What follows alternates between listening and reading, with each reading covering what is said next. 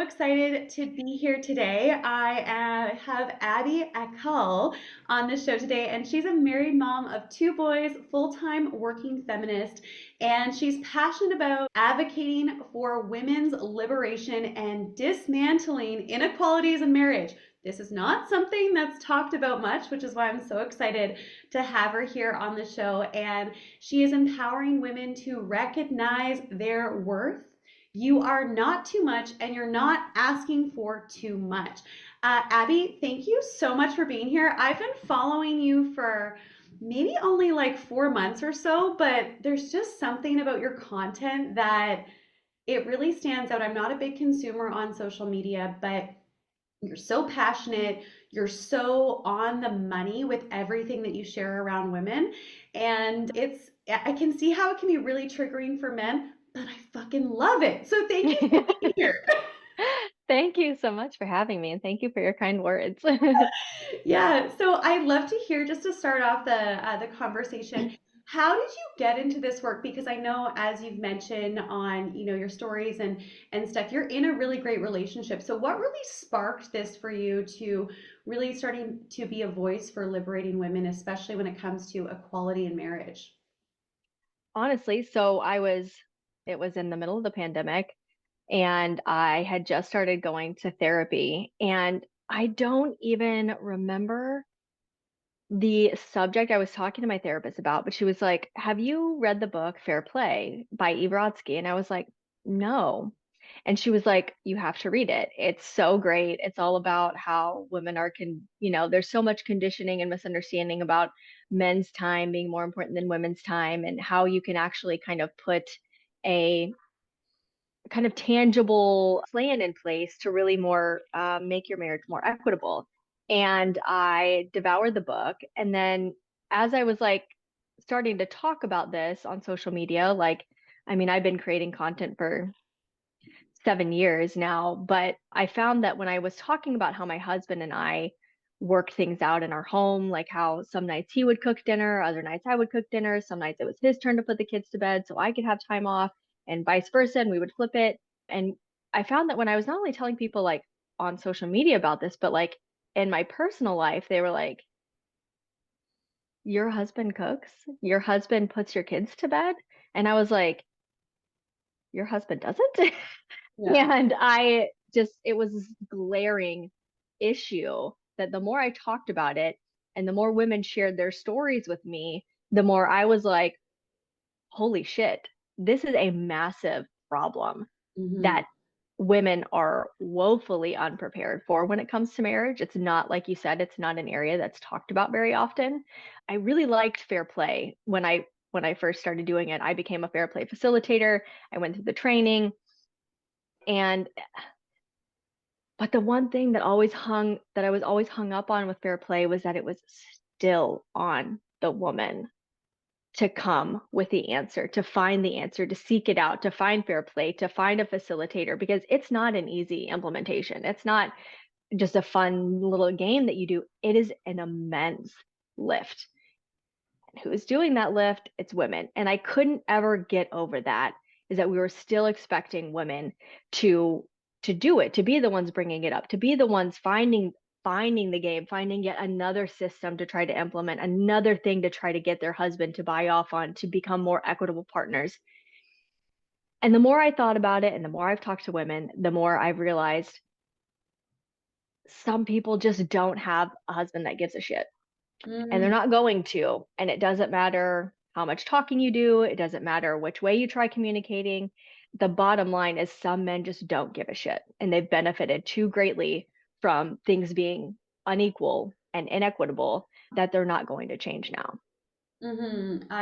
This is such powerful work because I think a lot of women are waking up to, I want to make an impact in the world. I want to have kids. Like for me, where I'm at is I've been an entrepreneur for 14 years. I love creating. It's so fun for me and I love that freedom. But in relationship, I'm not interested in being someone's mom and also taking care like you've talked a bit about the amount of hours and time that a typical wife or partner spends additionally outside of let's say work. So let's say that you are in a relationship and you're working full time as well as your partner, or part time and you have kids. You've shared a little bit about the numbers. Can you share that with us as far as how much extra work the average woman is doing in a relationship? Because this was really surprising to me, but not at the same time, you know? Right. It's always like, oh, like I think when you like see the number with it, you're like, damn. But Yeah. like you already knew it. You just couldn't necessarily maybe quantify it. So there's a couple different it's really hard to be super definitive about it because a lot of it is just based woman to woman, asking them specifically in a survey, in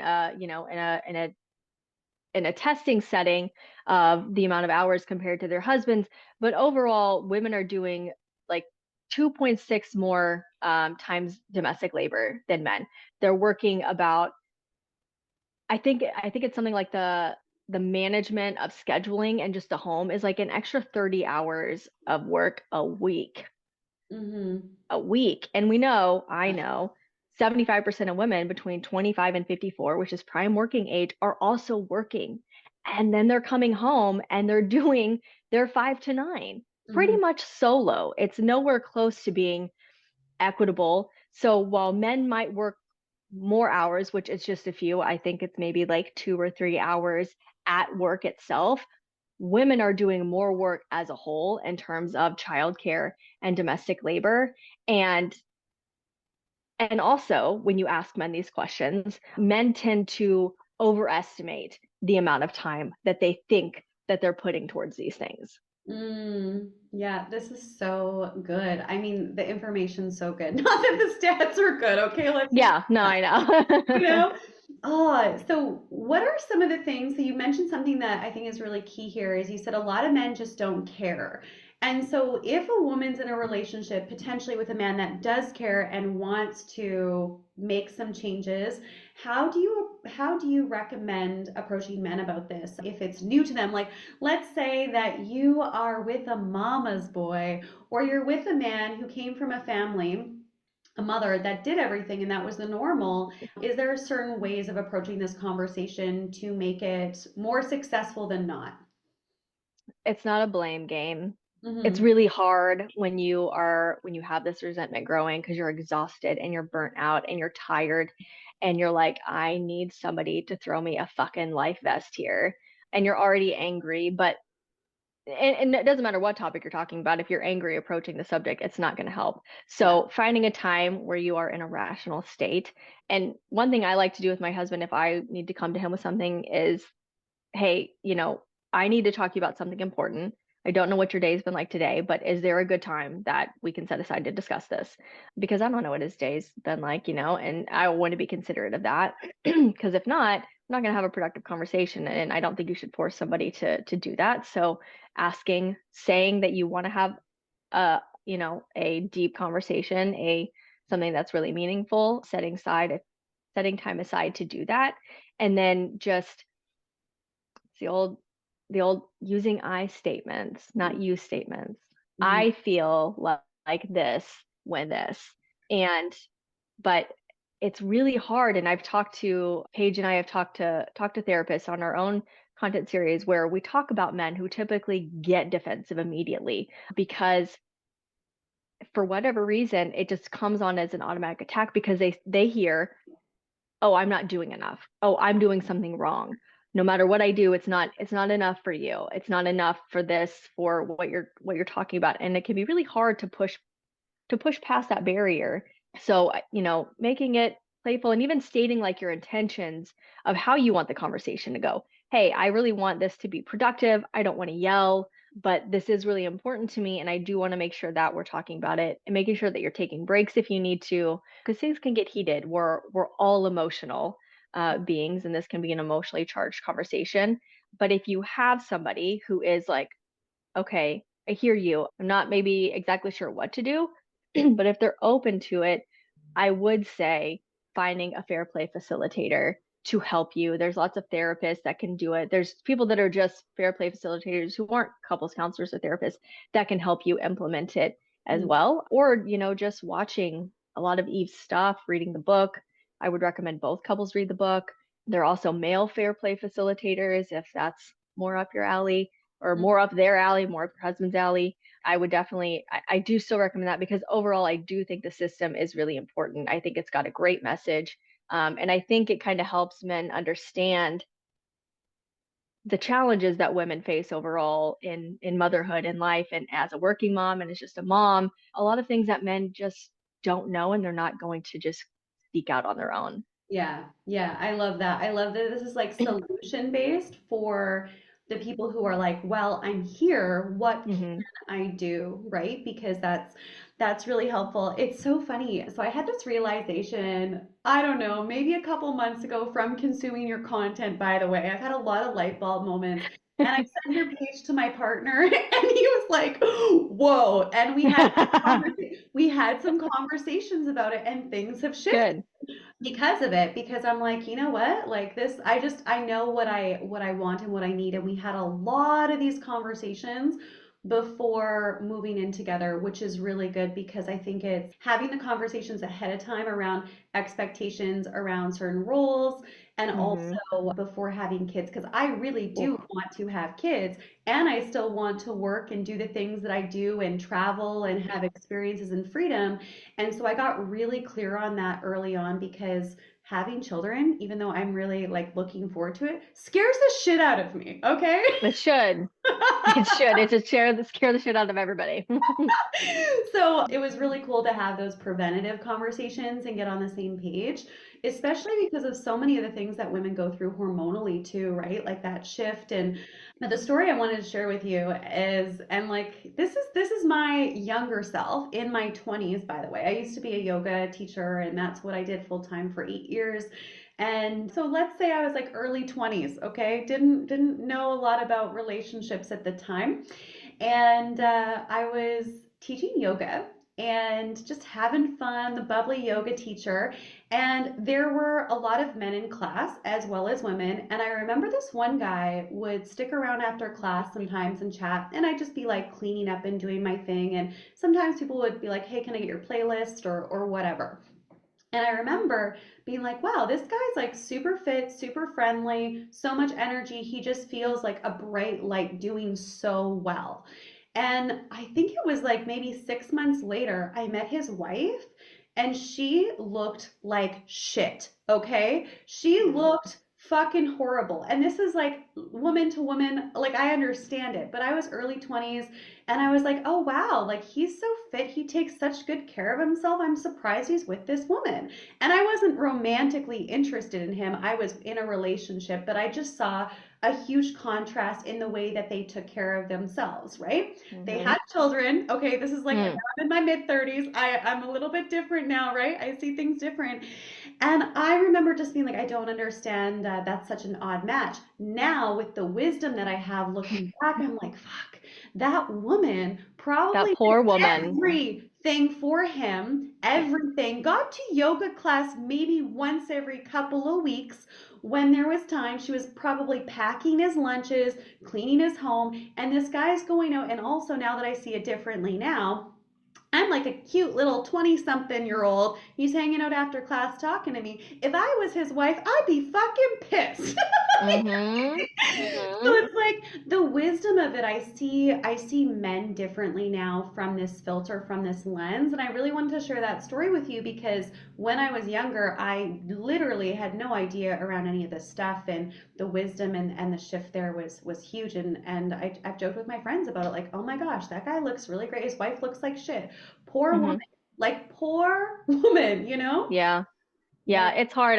There was, I was thinking back because I get asked a lot, like, well, how did you train your husband to be like this? How did you pick your husband? How did you, and I was like, and the more I got to, thinking about it, it was fucking luck. I was Yeah. 22. You know, Hmm. the first thing about marriage, I didn't even consider myself a feminist at 22 Right. because not like none of that shit impacted me. None of that affected me Right. at the time. It wasn't until I probably got into my 30s, I had some kids, and I was like, what the fuck? Like this whole system is a sham. Like this is such bullshit. Yeah. And I got lucky. My husband is the exception. My marriage is the exception. There is just too much data out there. But I thought the same way as you. And now, like hindsight is 2020, the things I knew now, if I knew them in my 20s, I probably would have never gotten married.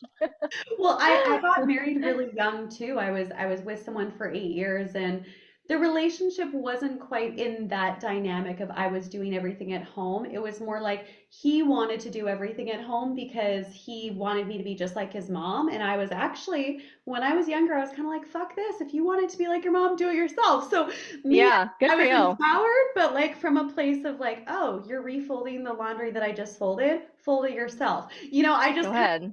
doing things, and eventually the Hmm. relationship didn't work out because he was controlling. It was like mentally and emotionally abusive. When I look back on it now, I'm like, I did some things right and I stayed for too long. And that's a conversation I'm curious to have with you too, around why do you feel, or what is your perspective, like why do you think that women stay in relationships that just aren't working, where they're not getting their needs met? And what do you have to say to women who are maybe like, I want to leave a relationship but I'm kind of feeling stuck? Like any encouragement there? First, I tell women you didn't choose poorly. This is not your fault. You didn't put yourself in this situation because you chose a bad partner. We are conditioned from birth to believe that getting married and having children is the best thing that we can do for ourselves, is the most important thing, is the thing that will make us most worthy. And most of us will never unlearn that conditioning, unfortunately.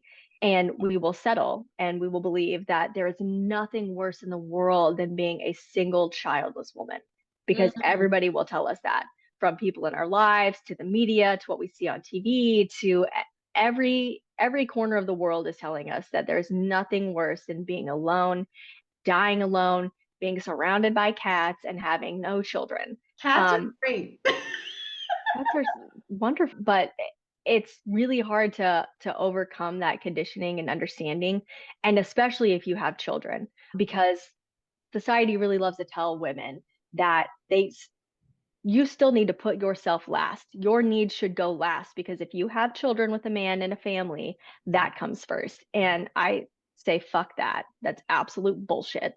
um, that's a way to keep women trapped in unhappy marriages. And it continues to teach other women that, because if they see one woman staying, they're going to see more women staying. And I tell women it's okay to be selfish. There's nothing wrong with being selfish. There's nothing wrong with wanting more out of your life than being a mom and a wife. You're allowed that. You should do that. It's what keeps us happy. It's what keeps us fulfilled.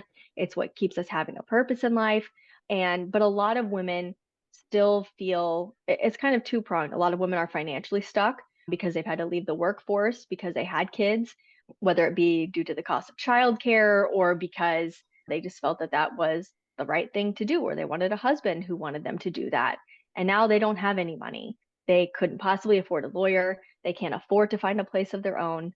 Getting a divorce is incredibly expensive. Mm-hmm. And it's the thing that probably bankrupts the majority of people who get one, is not any of the alimony or child support, which alimony is rarely given. And if it is, it's not in perpetuity. And child support, I think the average payment's like $540 a month. Yeah. That's nothing. Mm-hmm. So women are really out of choices. So they stay because of conditioning, they stay because lack of funding, lack of financial freedom. But I tell them you can you can do a couple things. You can live your life in this marriage. If you can't leave, you can start living for yourself, or you can start finding a way. Maybe you're going to have to wait until your kid's a little older and they're in school and you're not worried about the cost of childcare, but then you can start saving money. You can find a job, you can put some away. It's like 2 years from the time a woman decides she's going to divorce her husband until she actually does.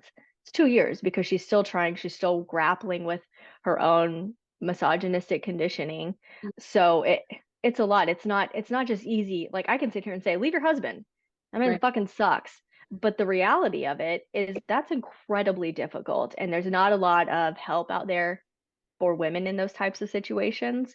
And it's really hard to overcome using any sort of government assistance in order to do that. Mm-hmm. I really love that you said the piece around it takes about 2 years to leave, because when I was in my relationship, I didn't have kids with him, but it took 3 years to finally leave.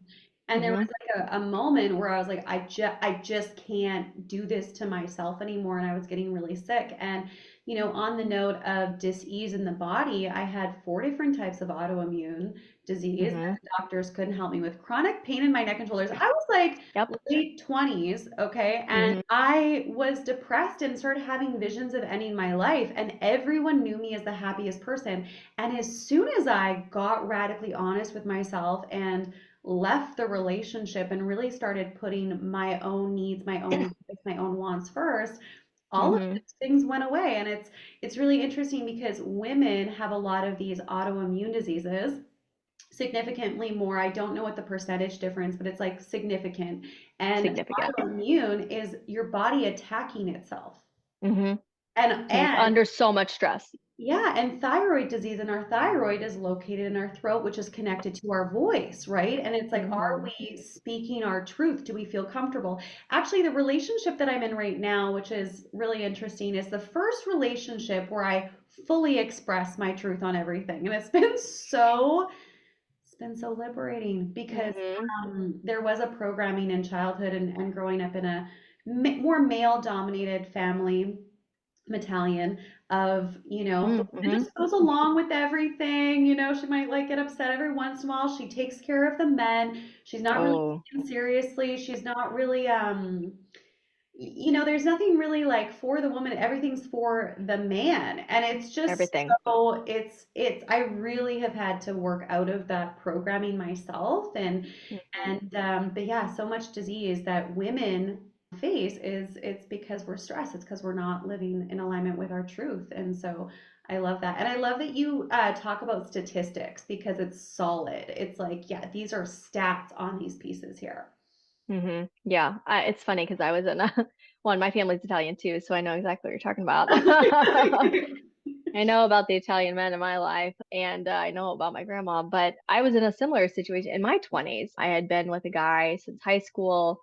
It was horrible. We were together for like 5 years. It was terrible. He was verbally abusive, emotionally abusive, and I was stuck because at the time, I had been brainwashed because it was nobody's ever going to want you. I don't even know what you'd call it, I was having pain during sex. Like it was ungodly painful. I was Your body was 19. like, fuck I no, was 19. That's not normal. no. I did a year of pelvic floor therapy and and nothing helped. I was having suicidal thoughts. I was not in a good place. And because I essentially couldn't have sex, that was his ammunition. Nobody's going to want you. Nobody's going to put up with this. You should be lucky I haven't cheated on you by now. You should be lucky that I'm still here, that you Mhm. have someone. And I remember like so vividly, and I don't know why I keep thinking about this lately. Maybe it's because I'm gonna create a video on it. But I remember like the Christmas before I ended things, my whole family thought he was going to propose. I remember it was Christmas Eve. We were at my parents' house and we were sitting on the couch and he was about to give me his gift. And my mom had like moved the entire family into the kitchen. And I was like, what is happening? Mhm. And he pulls out this box. And I was like, oh shit. I was going to say yes. That's how much conditioning I Yeah. had that thankfully, he was like, this is a promise ring.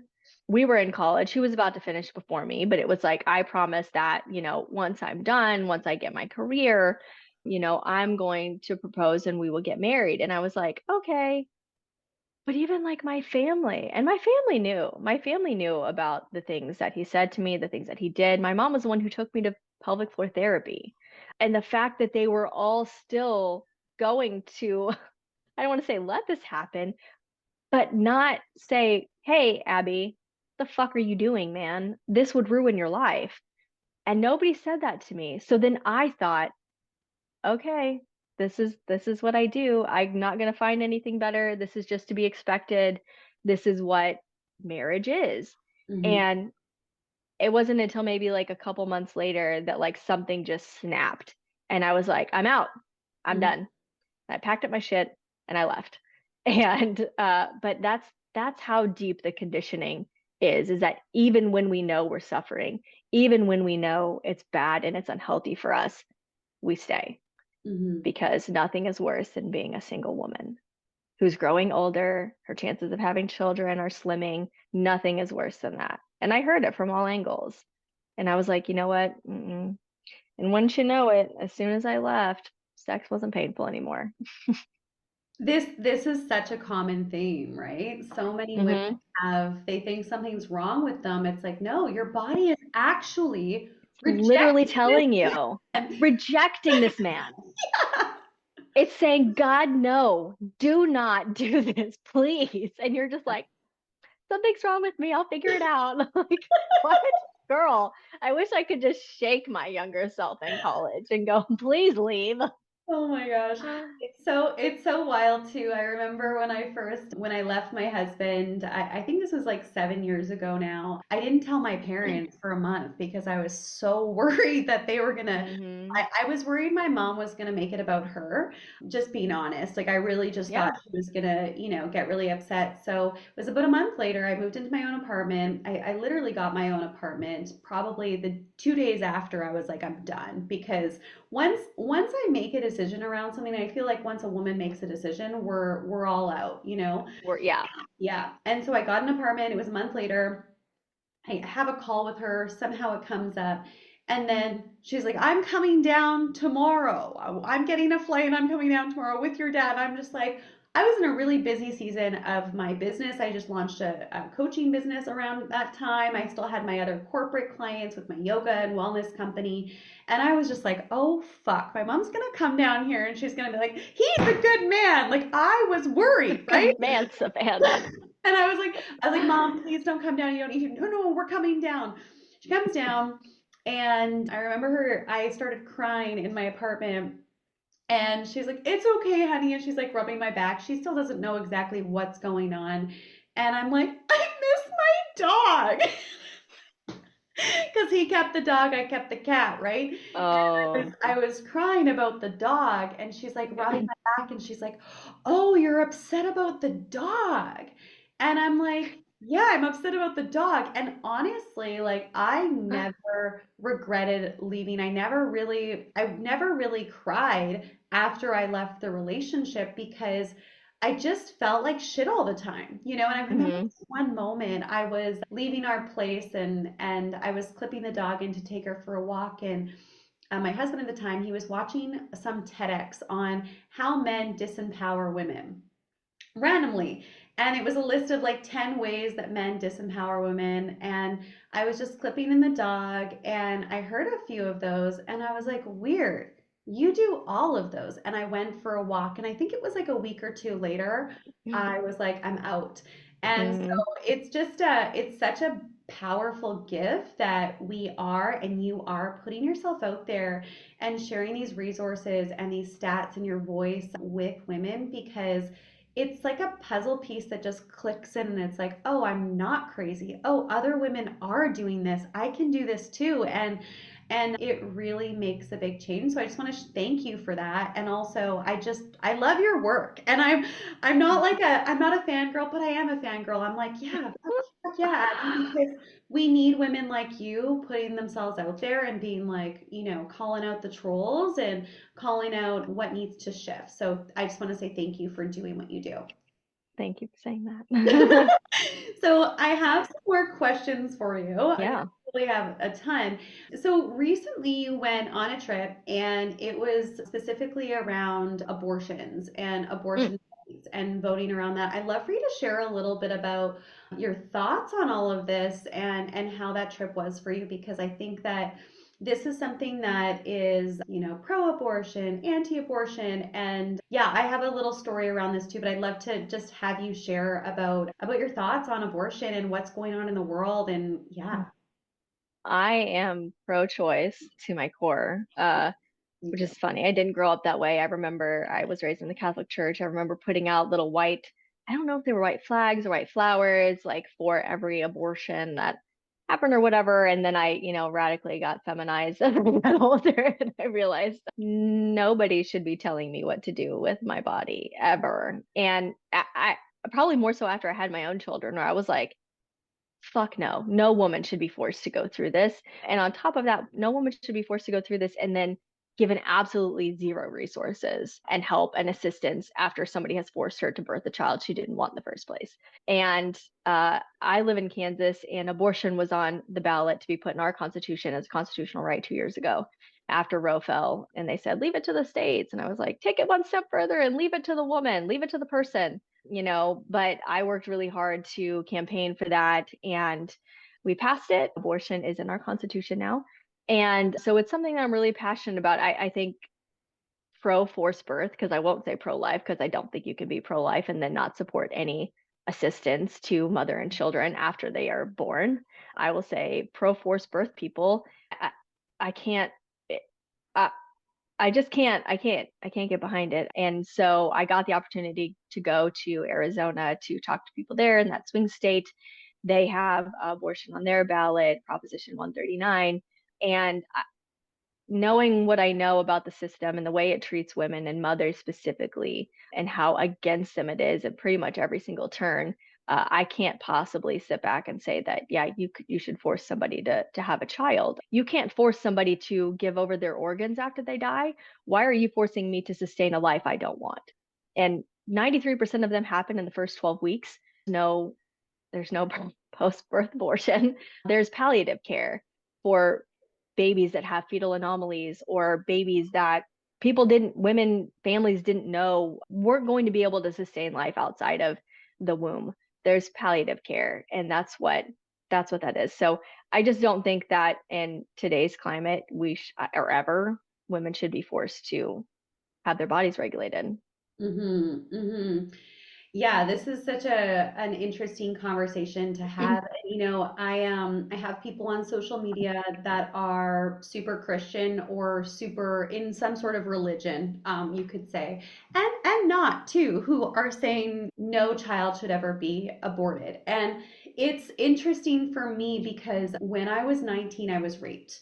And I didn't get pregnant from it, but I can't imagine if I was pregnant with someone who raped me. And I had trauma around that for, I would say, about, 10 years after, that I wasn't even aware of until I started doing trauma work, I guess 7 years ago in my career. And I actually fully saw like an accordion of all of the moments in time in my life that was still impacting me and having to do the work on it. And then I was teaching on it a bit. But it's like if I was forced to birth a child into the world and, raise that child and also be connected to that man, I don't know how my life would be today. There's a lot of spiritual bypassing that happens, not necessarily in the church, but in the spiritual community, because I'm also very connected to a lot of different types of spiritual cultures. I like learning different things. And there's a lot of spiritual bypassing of, well, if you get pregnant, it's part of your soul's agreement. And I've done Akashic Records work. Like I've done a lot of the spiritual stuff. I've studied with shamans for over a decade. I've done a lot of different types of work, and it's a sometimes a bypass for not taking control of your life in a lot of ways. When we say that to people, when really shitty things happen, it's like, well, no, it's you brought that into your life. And it's interesting because I talk about how trauma can turn into our greatest gift for others. But if that were to happen in my life, like I don't think I would actually be doing the work that I'm doing today. So it's like, and the system's fucked. Like it's so fucked for women. It's not even funny, but I can't imagine that. And I'm like, that's not fair. And then there's so much rape that happens, and people who are getting medicated and drugged, and it's just women have so much shame in their bodies, and it's just it's a whole thing that needs to be cleaned up. And I just can't imagine having a baby with that person over 10 years ago. Like I just can't. I didn't get pregnant, but if I was and I was forced to have it, like, you know Yeah, your life probably wouldn't be the same. No, not probably. It would not be the same. You wouldn't probably be in this path that you're on now. No, and I'm also like pro-choice. Like whatever is going to for you, that you have this life, and we can't control a lot of things, but we actually can control a lot of things. And I think it's Hmm. really important that you're putting yourself out there in that way. So I want to shift a little bit around, you did a survey recently around main things that women would want to know before getting married. I'd love for you to share some of that data with us. Let me pull it up on my phone. Easily, I think it was about 275 responses. And the number one thing that women wish they had talked more about was domestic labor and the mental load. Um, and it's, I mean, I think it's obvious, like for me, like, yes, yeah, but it's just another kind of maybe validation that like this is such a large conversation that women are not being talked to about. We've done a terrible job of educating women on what marriage actually looks like. And that, in all honesty, it's not about love. This is a financial coming together of essentially two businesses. And at the end of the day, this joint this joint doesn't benefit women for the most part. We need to do a better job of being honest about what marriage is, about what motherhood is. And I will never sit here, if you are on the fence about having children, I will never be like, yeah, you should do it. I'm going to say, if you're on the fence at all, don't do it. It's simply it's it's easier to regret not having kids than to regret having them. And so the fact that so many women were not taught how to discuss important topics before marriage is such a glaring problem. And it's just so telling that this is just another way. And even when I do talk about it, men tell me, you're being so divisive.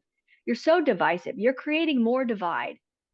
I'm not creating divide by sharing very real statistics, by sharing stories from myself and from Mhm, other women. That's not causing divide. The thing that's causing divide is men not listening, men taking it as an immediate attack. That's mhm, causing divide. When mhm, I come and say, these are the reasons women aren't getting married, these are the reasons women are getting divorced, and mhm, you're saying that I'm causing divisiveness, that's that's not on me. That's on you. That's on men as a whole to listen to these women, to listen to the findings, to the scientists, to the therapists, and saying, here's what has to change if you want to find a wife, if you want to stay happily married, and if you want to have children. And I think it's you don't know what you don't know. You have no idea what it's like, how your life will change, especially when you have kids. And marriage, you start, it's just you two, and you might be fine being the one doing the cooking and the cleaning. And a lot of women start out, we feel this need to show our worth to men in relationships. And we've been told that our worth is the domestic labor that we can provide to them. We start picking up his apartment. We start letting his dogs out. We start folding his laundry. We start doing these things in a way to prove that they need us, that they can't be without us because they can't do it themselves. Men are taught that as children. Well, if you leave this house, who's going to fold your laundry? Who's going to cook you dinner? We we kind of make men incompetent when we do that at a very young age in boys, but we also do it, and it's I didn't know. I had no idea. And for whatever reason, once you have children, is the easiest way to fall into traditional gender norms and traditional gender roles. And mhm, we did it. I resented my husband a great deal when our first was born mhm. because it was my world was flipped upside down. There's nothing that could possibly prepare you for that. And I was like, this has to stop. Like, I can't, this isn't fair. I won't keep putting myself through this. I think we have to do better about being honest with women. Nobody's really been honest with us. It's always just been, oh, men are just like that. Men are just dumb. Men just don't see things the same way we do. They just Right. don't care about things the way that we care about. No, no, no, no. That's bullshit. And it keeps women in bare minimum relationships that don't serve them. Oh wow, this is so good.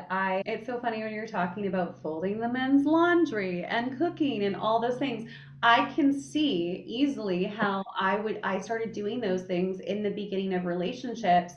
And for me, I don't even think it was like, oh, I don't think I consciously thought I'm doing this to prove my worth. I think No, we don't. It's not this is how conscious. I show love. But Hmm. if love is always expected in that way, it becomes an expectation in the relationship. So I like, yes. And the Love from women becomes a service. Yeah, how can I serve you? Really powerful. So, what are some of you mentioned people aren't having these conversations early on, and I know that I've started to have some of these conversations in the relationship I'm in now around like having children and just all of the dynamics because I'm a little bit older and wiser than I was when I was, initially married in my early 20s. But what are some of the questions or conversations that we should be having when we enter into a relationship, maybe marriage or about having children? What are some of the things that you'd recommend? I think part of it is really understanding how they grew up, how your partner grew up. What kind of marriage did your parents have? Did your mom work? Did she stay home and raise you? What do you expect after we have children? What is your expectation? What do you see your involvement being? How is your dad involved? Because a lot of that is we're leading by example. A lot of men are seeing that example, which is why we fall into those gender norms because that's what most women saw. They still Mhm. saw their mom fucking doing everything, and they saw their dad sitting down to dinner and maybe throwing the ball in the backyard every once in a while. So therefore, most men didn't have that example. Most women didn't have that example. And that's what you fall into. So seeing, what kind of example did your parents set? How involved was your dad? Really understanding their family dynamics is really going to help you understand their potential, even maybe subconscious expectations of once you have kids and once you get married, asking about debts, talking about money. It's an uncomfortable conversation and everybody wants to say it's taboo, but this is the biggest financial decision you're going to make in your life is getting married. My God, get a prenup. I don't care what anybody says. It's not a path to divorce. You are financially guarding yourself as your spouse should do too. Most people are waiting later in life to get married and they've got a lot of debt on their own. They've got a lot of assets on their own already accumulated. There's nothing wrong with protecting yourself, and it's not just financially. It's not just saying oh, I want half of everything. No, it's there's so much more that can go into it. If somebody says the word divorce, we're thinking about divorce, I'm throwing that out there. There's This has to happen. If somebody mentions a divorce, we've got to go to 6 counseling sessions. You have to be the one to find it, and then we have to go from there. All of that stuff can be put in there. But being honest about finances, it's not a pretty subject.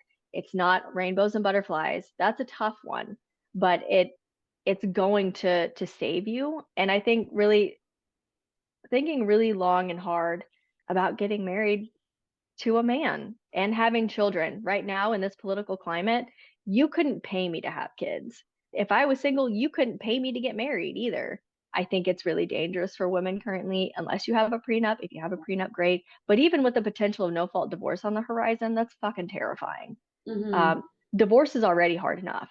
It's already hard enough. But that's also what the prenup is for. Mm-hmm. That kind of mitigates that massive burden if you were to get divorced. It's Mm-hmm. really like it's a toss up. Your marriage could work or your marriage could not work. Mm-hmm. Like, let's financially save ourselves and not going bankrupt because most of the time that's what causes most middle class families to go into debt if they're not already is a divorce and filing for it and paying an attorney. Mm-hmm. Powerful. This is so good. Do you have any specific resources or books that you'd recommend that women read in regards to just, yeah, a lot of the things that you shared? I always recommend Fair Play by Eve Brodsky. I would recommend, I think it's Emotional Labor by Rose Hackman, This American Ex-Wife by Liz Lenz. Fantastic book. Can't say enough good things about it. Paige and I do have a content series where we talk about some of these topics that we've brought in experts on. We talk to a divorce attorney, we've talked to financial advisors, we've talked to therapists about, how to start having these conversations before at various stages of your life, whether you're just moving in, whether you're getting married, whether you're about to have kids. We're just starting out. We've got maybe 9 or 10 under our belt. We're going to keep going, but those would be some good places to start. Amazing. I love it. Okay, so we'll definitely check that out and link that. And then as we start to wrap things up, I'd just love to hear, is there anything else that you're feeling really called to share or teach on today that's really present for you right now with what's showing up in your world? I think just reminding women that it's not the worst thing in the world to never get married. It's not the worst thing in the world to not have kids. Mhm. The worst thing is to be stuck in one that you can't get out of, to be exhausted and burnt out and depressed and sick because you jumped into something too quickly, because you felt like your clock was ticking, because you felt like society was saying your worth was diminishing if you weren't married to somebody or you weren't having children. Take your time. Do Mm, not waver on your standards. You are not being picky, you are not asking for too much, and you are not being too much. And the right person will know that. They will understand that and they will show up for you.